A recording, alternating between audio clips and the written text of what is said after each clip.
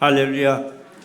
오늘 성가대 지휘자 없이도 이렇게 은혜롭게 잘해서 또 감사드리고, 지휘자는 한 달간 한국 여행 가셨습니다. 한국 방문을 가셨으니까 6월 한 달 내내 좀 반주자님이 같이 해야 되니까 또 격려해 주시고 또 지지해 주시고 칭찬해 주시길 바랍니다.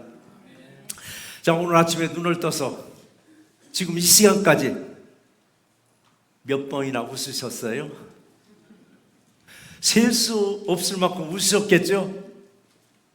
웃지 않은 분들은 그러면 아침에 눈을 떠서 여기까지 오는 동안 이 시간까지 몇 번이나 짜증내셨어요? 뭐 짜증낸 분은 없을 줄 믿습니다. 아침에 일찍들 오신 분들이 있어요. 주방에서 오늘 친구 준비하느라고. 주방에서 얼마나 목소리가 큰지 제 방까지 들리더라고요. 근데 그 소리가 싸우는 소리 같으면 저는 엎드려야 되죠. 기도해야 되니까. 이제 가서 보니까 웃는 소리가 얼마나 크게 들리는지 주방까지 쩌렁쩌렁 울리더라고요. 그래서 가서 그랬어요. 신교부가 행복하면은 오늘 교회가 행복한 날이라고. 오늘 성가대가 행복하면요 교회가 행복한 날이에요. 신교부하고 이 성가대가 우거지상하면요 교회 전체가 다 그래요. 근데 오늘 얼마나 하나님이 새벽부터 은혜를 주시는지 얼마나 감사한지 모르겠더라고요. 그래요. 우리는 웃으며 살자고요. 우리 인생 한 번 가는 인생이에요. 재탕 없습니다. 보약은 재탕도 한다는데 이건 인생은 딱 한 번이면 끝나요. 그러니까 사소한 것에 우리 목숨 걸지 말고 고민하지 마시고 좌절하지 마시고, 혹시라도 내가 주저앉았다면 하나님 말씀 붙잡고 일어서세요. 우리가 목숨을 걸어야 할 것은 어디예요? 예수님의 복음이에요. 말씀이에요. 우리 찬송과 말씀으로 예배드릴 때 예수님이 얼마나 기뻐하실까? 예수님이 활짝 웃을 때 우리도 웃으세요. 웃는 사람에게 뭐가 줘요? 복이 있습니다. 그것도 충만하게 복을 주는지 어떤 복을 주시나 했더니 이삭이 야곱에게 이런 복을 빌어주시더라고요. 창세기 27장 28절 말씀인데 같이 한번 읽어보시겠습니다. 하나님은 하늘의 이슬과 땅의 기름짐이며 풍성한 곡식과 포도주를 내게 주기를 원하노라고 했습니다. 아버지가 아들에게 복을 빌어주는데 쪼잔하게 주는 게 아니라 풍성한 축복을 빌어주었듯이 오늘 시간에 우리들도 누구를 위해서, 다음 세대를 위해서 풍성한 복을 빌어주는 우리 모두가 되시기를 주의 이름으로 축원합니다. 하나님 우리에게 주시는 말씀이 두 가지인데, 첫 번째 말씀은 뭔가 물질 회복을 위해서 은혜 단비를 먼저 주십니다. 은혜 단비, 이 뭐냐? 말씀의 단비를 먼저 주셔요.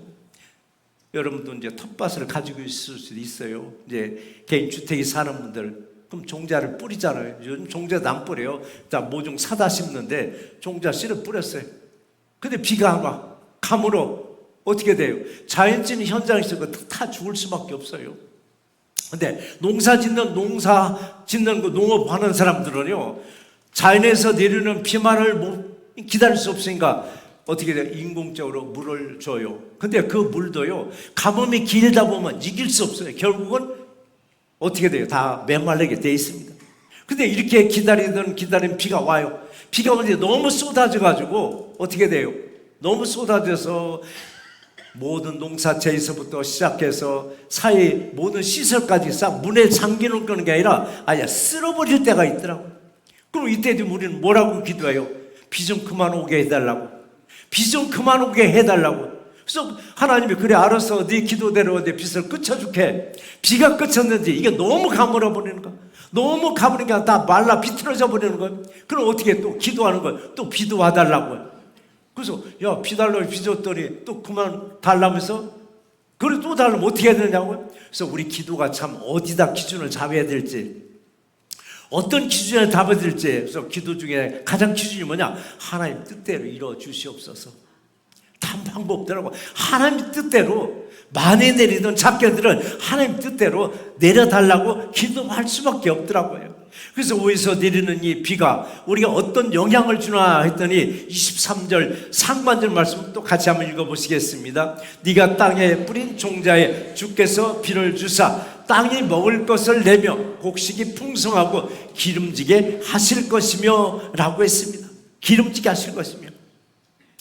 기상 변화는요, 인간의 능력으로는 이게 감당 못해요. 기상 변화는, 기후 변화는 인간이 감당할 수가 없어요. 그럴지라도 우리 믿음의 사람들에게는요, 그 사이사이에서도 적응할 수 있는 능력을 주시더라고요. 그 비가 많이 쏟아져도 믿음의 사람들은 또 풍성하게 살게 하더라고요. 그 가뭄 속에서도 믿음의 사람들은 또 살아가게 하시더라고요. 이게 믿음의 능력이시더라고요. 그러니까 우리는 어떤 환경에서도 풍요로운 삶을 누릴 수 있도록 기도로 승리하는 우리 새롭게 모두가 되시기를 주의 이름으로 축원합니다. 그래요. 현대의 기상 이 변화는 어쩌면 문명이 발달하는 과정에서 인간의 저지르고 있는 재앙이라고 누가 이게 환경론자들, 기상학자들, 과학자들에게 끊임없이 주장하듯이 정말 비가 한번 어느 지역 쏟아지면은 산이 평지가 되더라고요. 산이 어떻게 평지가 되냐고? 산이 허물어지니까 평지가 되더라고요. 어느 지역은 너무 비가 안 와가지고 가물어 멜라 터져가지고 어떻게 돼요? 사막처럼 황무지가 되더라고요. 황무지가 되는 거예요. 그러면서도 하나님은 이 자연을 버리지 않더라고요. 버린 지역에 다시 또 회복시켜 주시더라고요. 다시 회복시켜 주셔서 뭐가 돼요? 땅에 먹을 것을 풍성하게 주시는 거예요. 이게 하나님은 안 버리시더라고요. 물로 싹 쓸어버려서 버린 것 같았는데 다시 복구해 주시고, 다 사막화된 것 같은데 거기서 다시 또 복구시켜 주시더라고요. 그러면서도 어떤 축복을 또 주시냐? 23절 하반절에 보니까 그날에 내 가축이 광활한 목장에서 먹을 것이요. 이런 날이 언제 올 거니까 우리 살림 그리고 모든 사자가 푸르르고 그리고 가축들도 광활한 이 목지에서 소지에서 마음껏 배불리 먹는 그날이 언젠가 했더니 오늘 23절 하반절에 보니까 그날이라는 말을 표현을 썼습니다. 그날은 언제인가 했더니 이 땅이 회복되는 날이 아니냐고요. 이 땅이 회복되는 날이 언젠가, 제 이름의 예수님 오시는 날이 회복되는 날이 아니겠느냐고요. 이 땅이 회복되기 전에 하더라도 어쨌든 하나님은 늦은 비와 이른 비를 내림으로 이 땅이 풍요롭고 가축들이 넓은 초지에서 마음껏 먹고 마실 수 있는 게 얼마나 그 축복이냐고. 이런 시대가 현재도 지금 누리고 있습니다. 누리고 있는데도 불구하고 우리는 그게 부족하다고 하다 보니까 비 좀 더하게 해달라, 더 가물어 달라 할 뿐이지 사실은 이 땅에 풍요롭게 지금 해주고 계시더라고요. 이처럼 우리들에게도 항상 회복되는 축복이 임하는 우리 모두가 되실 줄 믿습니다. 야, 만약에 나에게 풍요로운 축복을 줬어. 이 충만한 이 풍요로운 축복을 나만 간직하는 것이 아니라 우리는 세상에 나눌 정도로 알아야 돼요. 세상이 나눌 정도로 알아야 돼요. 근데 사람들이 그래. 당신 가진 거 있으니까 사회에 조금 환원 좀 하라고요. 난리가 나는 거예요. 내가 어떻게 버는 돈인데 사회에 환원할 수 있느냐고요? 절대. 다 게을러서 힘든 거지 나처럼 열심히 하면 될 거라고 안 해요. 사람이 부자가 되고 좀 어려움에 그런 것도 하나님이 간섭하고 계시더라고요. 그래서 내가 좀 풍요로울 때는 세상에 내놓을 정도를 알아야 되겠더라고요. 또 특별히 물질로 풍요로울 때는요, 교회에 모이기를 힘쓰셔야 됩니다. 물질로 풍요로울 때 그런 분들한테 이런 소리 하면요, 아니 내가 지금 잘 나가는데 교회에서 모이라고 하냐고, 세상에 나와서 이 모임 저 모임 다 껴가지고 더 풍성해야 되는데 왜 교회에 모이라고 하느냐고요. 우리 물질이 풍성하면요 우리 예수를 멀리해요. 이건 반드시입니다. 물질이 풍성하면 예수를 멀리하다 보니까 교회에 모이기를 힘쓰라고 좀 강조하는 겁니다. 항상 교회에 모이라고 힘쓰는 것은 뭐냐면 이 말씀은 무슨 뜻이냐면 에클레시아, 교회에 모였으면은 뭐 하라고? 수다 떠는 게 아니에요. 말씀으로 다시 채우라는 얘기입니다. 말씀으로 채우라고. 근데 우리가 교회에 모이면은 말씀으로 채우기는 했지만 채우고 난 뒤에 무슨 얘기를 많이 해요? 세상 얘기 더 많이 하잖아요. 그래서 말씀으로 채운 건 어느 때는 다 쏟아버릴 때가 있더라고요. 그래서 말씀으로 채운 거는 간직할 줄 알아야 돼요. 물질은 배부르면 좀 나눠줄 줄 알고, 말씀을 내 안에 채웠으면 그걸 간직해야 돼요. 나눠주기보다는. 근데 이걸 나눠주지도 못하고 내 안에서 다 소멸시켜버리니까 금방 갈급한 상태가 또 되더라고요. 그러니까 우리는 끊임없이 교회 모이기 힘써서 말씀으로 채우고, 말씀으로 채우는 건 뭐냐? 배터리 충전하는 거잖아요. 리차지 배터리도요, 이거 차지 않으면 나중에는 버려야 돼요. 완전히 방전되면은 우리는 모여서 영적 충만하게 공급받았으면 이번 두 번째는 뭐래요? 디아스포라. 세상 흩어지라는 얘기입니다. 뭉쳐있지 말고, 유대인들이 그런 습성을 가지고 있습니다. 민들레처럼 흩어지라고. 그러니까 유대인들은 세계 어느 나라에 없는 나라가 없습니다. 다 들어가 있습니다. 흩어지라고. 여러분의 자녀들도 그냥 아니요 이 동네 살아야 돼, 아틀란타 다 살아야 하지 말고 흩어지게 하세요. 그래야 여러분이 나이 먹어서라도 갈 곳이 많잖아요. 내 동네에 그냥 다 우리 자녀들 다 산다면 갈 곳도 없어요. 이 50주에 다 흩어져 산다면 여러분 휴가 가도 갈 곳이 많듯이 우리들도 흩어지는 거예요. 어디로 흩어지냐고요? 여러분의 가정으로, 여러분의 기업으로, 여러분의 직장으로 흩어져서 뭐를 하고? 충전받은 말씀을 다시 전하라고. 복음을 전하는 우리들은 어떤 사람인가? 예수님이 하시던 일을 이어받기 위해서 세상에서 부름받은 사람들이에요. 그러니까 우리는, 저와 여러분들은 보통 사람들이 아닙니다. 특별한 사람들이에요. 또 특별하게 성가대 대원들은 따로 이렇게 자리까지 만들어줬지만은 성가대 대원들은 자부심 가지셔야 돼요. 저하고 같은 레벨에 있어요. 그러니까 우리는 보통 사람이 아니에요. 특별한 사람들이라고요. 세상에서 부름받아서 선택받은 사람들. 그럼 교회에서 말씀으로 풍성하게 공급받았으면 어떻게 하라고요? 월요일부터, 오늘은 좀 하루 쉬고 월요일부터 각자의 주어진 활동 영역으로 흩어집니다. 그곳에 가서 내가 제사장이 돼요. 내가 제사장이 돼서 복음의 씨앗을 뿌리는 우리 새롭게 모두가 되시기를 주의 이름으로 축원합니다. 두 번째 우리에게 주시는 말씀 뭐냐면 영적 회복으로 마음의 상처를 치유시켜 주십니다. 영적 회복으로. 누구나요 우리 마음속에 풀어지지 아니하는 응어리가 있는 사람이 있어요. 응어리. 이걸 풀어버려야 되는데 내 속에 응어리 하나 있는 사람은요 좋은 일을 봐도 좋은 줄을 몰라요. 기쁜 일을 있어도 기쁜 줄을 몰라요. 그냥 무덤덤해. 왜? 마음이 답답하니까. 남 답답해. 이걸 응어리를 풀어야 되는데, 근데 우리가 영적으로 치유를 딱 받고 나면요 내 속에 응어리가 딱 풀어지면서부터 내 삶이 무슨 삶? 풍성한 삶으로 이어지는 거예요. 내 삶이. 근데 여러분의 응어리를 뭘로 풀려고요? 수다로는 안 돼요. 누구한테 하시면 안 돼요. 하나님의 말씀을 풀으셔야 돼요. 하나님께 사모했을 때 하나님이 응어리 풀어줘요. 그래야 여러분의 삶이 풍성한 삶으로 이루어지게 돼 있습니다. 풍성한 삶으로. 풍성은요 물질이 많다고 풍성한 게 아니에요. 내가 가진 물질이 없을지라도 하나님 말씀으로 마음의 여유가 있을 때 풍성한 삶으로 이어지고 그때 상처도 싹 치유되는 거예요. 하나님이 상처를 고쳐줄 때 어떻게 고쳐주는가? 우리 26절 말씀 같이 한번 읽어보시겠습니다. 여호와께서 상처를 싸매시며 그들의 맞은 자리를 고치시는 날에는 달빛은 햇빛 같겠고 햇빛은 7배가 되어 7날의 빛과 같으리라 라고 했습니다. 요것을 보니까요 아니 어디 가서 뭘 잘못하고 얼마나 두들겨 맞았으면 상처가 아마 깊은 상처 같아요. 근데 이 상처 누가 줬을까요?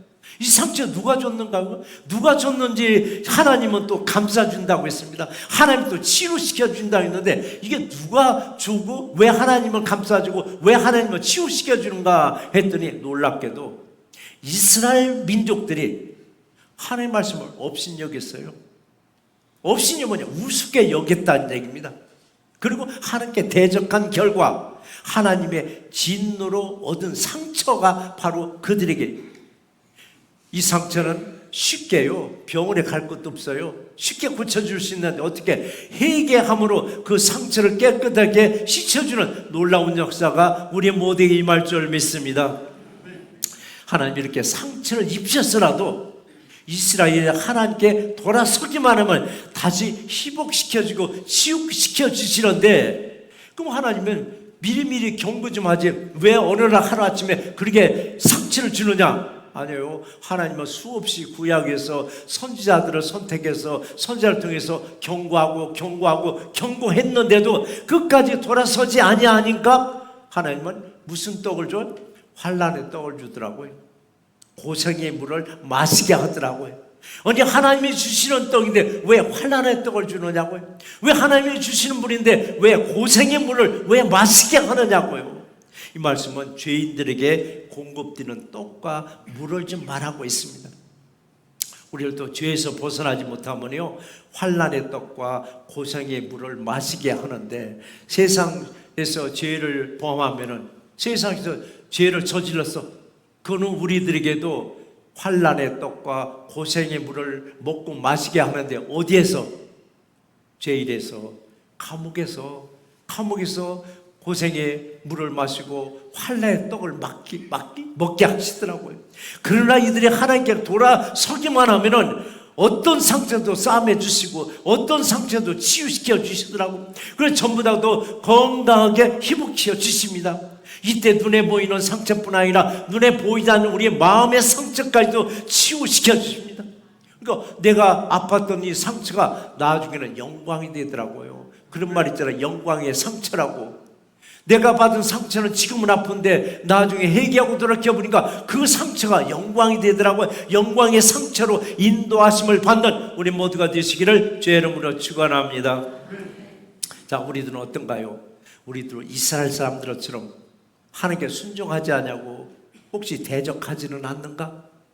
하나님께 대적하는데 어떤 식으로 대적해요? 뭐 맞짱 트자고, 하나님 한번 맞짱 트자고, 한번 싸워보자고 할까요? 아니에요. 우리가 하나님께 대적하는 걸 보면요, 표시도 안 나게 은근하게 하나님 말씀을 외면하면서 살아가요. 표시도 안 나게 하나님의 기뻐하지 않는 삶을 살아가고 있어요. 드러내놓고 싸우자는 게 아니에요. 은근하게 하나님의 말씀을 벗어난 삶을 살아가고 하나님이 기뻐하지 않는 삶을 우리는 살아가고 있을 때가 얼마나 많으냐고요. 우리가 죄를 지었고 나면은 우리도 하나님 얼굴을 피해서 숨어요.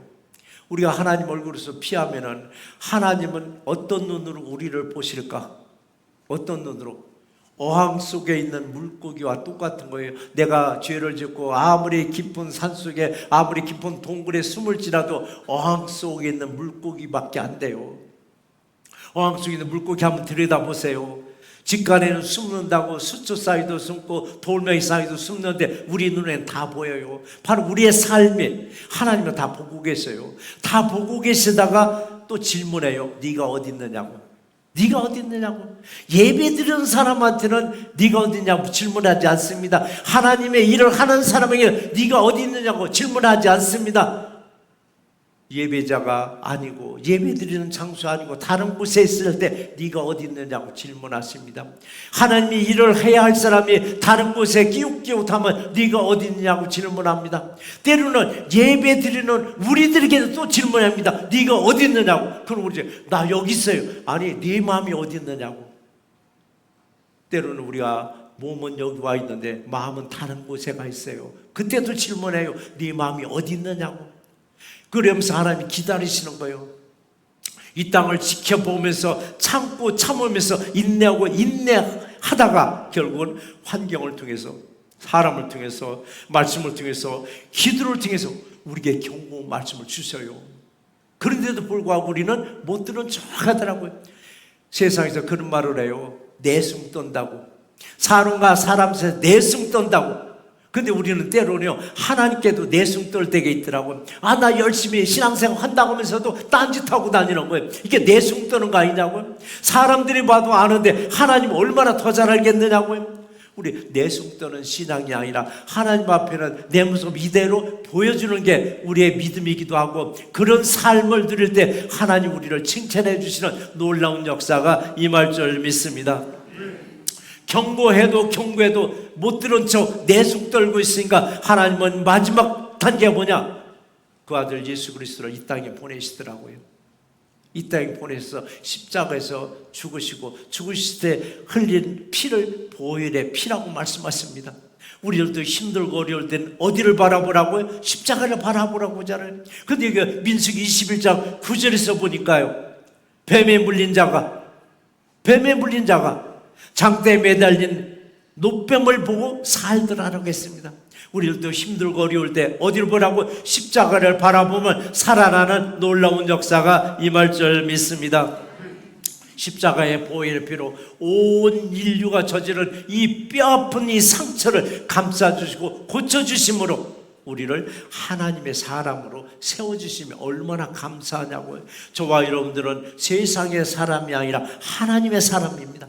하나님의 사람 얼마나 거룩한 이름이냐고요. 저와 여러분은 하나님의 사람이며 늘 자부심을 가지고 정말 하나님 앞에 경건하고 하나님 앞에 경외하는 삶이 되시길 제 이름으로 축원합니다. 하나님을 경외한다는 말은 늘 말씀드리잖아요. 우러러도 보고 존경하지만 하나님을 두려워하는 마음을 꼭 가지고 사셔야 됩니다. 하나님을 두려워하는 마음을 가지고 살 때 우리는 삶이 경건합니다. 그리고 정직합니다. 어디다 내놓더라도 당당하게 삶을 보여줄 수가 있습니다. 아직도 회복되지 않은 상처가 혹시라도 있으신가요? 상한 영혼까지도 깨끗하게 치료시켜주는 보혈의 피로 치유되는 놀라운 역사가 이 시간에 임하기를 제 이름으로 축원합니다. 내 몸의 질병도 그래요. 내 몸의 질병도 치료의 광선으로 고쳐주시고, 마음의 상처는 뭐냐? 은혜의 광선으로 치유시켜 주십니다. 이때 달빛은 햇빛 같겠고 햇빛은 7배나 더 강한 빛이 되어서 우리들의 겉모습도 우리들의 속까지도 깨끗하게 치워지는 놀라운 역사가 임할 줄 믿습니다. 이렇게 치유되었을 때 어떤 축복을 또 주시나 신명기 28장 12절 말씀을 같이 한번 읽어보시겠습니다.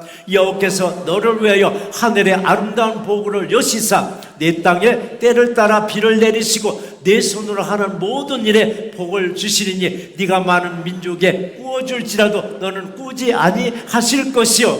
할렐루야. 이런 풍요로운 축복을 주시려고 먼저 은혜의 단비를 내려주시더라고요. 은혜의 단비가 뭐냐고요? 말씀으로, 은혜의 말씀으로 이렇게 주시더라고요. 은혜의 말씀을 우리 마음을 촉촉하게 적셔주시더라고요. 이때 영적 회복이 일어나는 거예요. 때로는 은혜의 말씀으로 우리의 마음을 촉촉하게 적셔줬는데 그걸 깨달지 못하다 보니까 나는 맨날 나는 가물다고 은혜의 말씀으로 줬는데도 불구하고 가물다고 하는 분들이 있어요. 그래서 작은 말씀 하나라도 이게 은혜가 되면 내게 주신 말씀이구나, 내게 준 말씀이라 그걸 여겼더니 더 큰 축복으로 이어질 줄 믿습니다. 그래요. 우리가 은혜의 단비로, 은혜의 말씀으로 우리 마음을 촉촉히 적셔주세요. 이때 영적 회복을 주시고 이어서 하늘문을 활짝 열어주시고 이 땅에 늦은 비와 이른 비를 이게 적적하게 내려주십니다. 풍성한 환경에서 마음껏 복을 받아 누리는 우리 모두가 되시기를 제 이름으로 축원합니다. 말씀을 한번 정리해 보겠습니다. 아침에 눈을 뜨면서 지금 이 시간까지 여러분 몇 번이나 웃으셨나요? 아니면 몇 번이나 우리 짜증 내셨나요? 사소한 일에 짜증 내는 삶이 이 습관이 되면은 이웃들은 나를 피하려고 하지만은 사소한 일에 웃는 습관이면 내 삶이 풍요로워집니다. 짜증 잘 내는 사람은 상처도 잘 받지만 잘 웃는 사람에게는 받은 상처도 치유되면서 이웃들의 아픈 상처도 치유하는 능력이 있습니다. 지금까지 예수님을 믿으면서 오직 예수님만을 섬기고 살았는가, 아니면 예수님께 대적하는 삶을 아니었는가? 예수님께 대적하는 것도 싸우고자 대적하는 것이 아닙니다. 표시도 없이 말씀에서 벗어난 삶을 살고 있습니다. 이렇게 예수님을 멀리하고 살아갈 때 우리들의 삶이 메마르고 풀릴 듯 하면서도 풀리지 않고 계속 어려움만 주십니다. 오늘도 새로운 날을 주셨음에 감사하며 활짝 웃음으로 이웃들을 대할 때 주님도 웃으면서 우리를 맞이하는 그런 날이 되시기를 주의 이름으로 축원합니다.